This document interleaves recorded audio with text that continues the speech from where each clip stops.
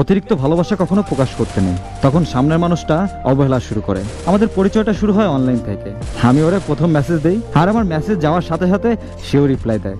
আর এইভাবে কথা বলতে বলতে আমরা ভালোবেসে ফেলি একে অপরকে। আর এভাবেই আমাদের সম্পর্ক শুরু হয়। আমার বাসা সিলেট আর তার বাসা ময়মনসিংহ। আমাদের রোজ কথা হতো, এমনকি আমাকে অনলাইনে না পেলে সেও পাগল মতো হয়ে যেত। আর আমি ওরে এতটা ভালোবাসি যে যখন যা বলতো আমি তাই করতাম। আমি ওরে এতটাই ভালোবাসি যে খাবার সময়ও পাশে ফোন নিয়ে বসতাম। রাতে ঘুম ধরলে ফোনে সাউন্ড হাই করে ঘুমাতাম, যাতে সে মেসেজ দিলে আমার ঘুম ভেঙে যায়। হাজার ব্যস্ত থাকলেও ওর মেসেজে রিপ্লাই দিতাম। ওর সাথে ঝগড়া হলে বা রাগ করে থাকলেও আমি ফোনের দিকে তাকিয়ে থাকতাম যে কখন একটা কল আসবে। তা আমাদের সম্পর্ক আলহামদুলিল্লাহ ভালোই চলতেছিল। তারপর আমরা পরিবারকে জানাই আমাদের সম্পর্কের কথা, আর আমাদের দুই পরিবার মেনে নেয়। কিন্তু তখন আমি ইন্টার সেকেন্ড ইয়ারে পড়ি।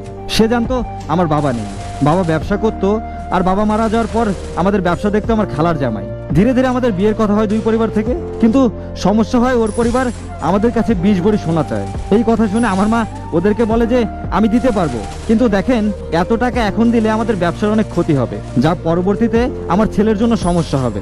আর ছেলেকে ফ্রান্স পাঠাবো বলে পাসপোর্ট জমা দিচ্ছি, ওই জায়গায়ও তার অনেক টাকা লাগতেছে। আমরা এখন মেয়েকে রিং পরায়